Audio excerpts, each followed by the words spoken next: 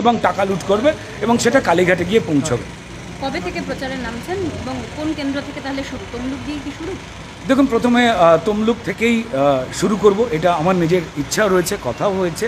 এবার তারপর সবথেকে বড় নির্দেশ আমার রাজ্য নেতৃত্ব দেবেন বা কেন্দ্র নেতৃত্ব, তারা রাজ্যের সঙ্গে যা আলোচনা করে আমাকে যেভাবে যেখানে নামানো ঠিক করবেন সেই কাজ অবশ্যই মন দিয়ে করব।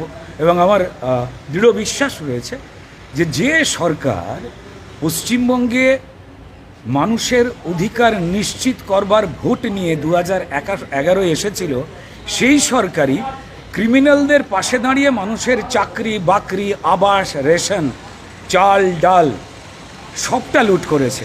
তাই তিনি হিন্দু হোক বা মুসলমান হোক, পাঞ্জাবি হোক বা শিখ হোক বা খ্রিশ্চান মানুষ বা অন্য ধর্মেরই মানুষ হোক না কেন, মানুষ নির্বোধ নয় যে ক্রমাগত মিথ্যে কথা বলে তাকে লুট করে, তার কোনো কথায় সে বিশ্বাস করে তাকেই ভোট দেবে। পশ্চিমবঙ্গের মানুষ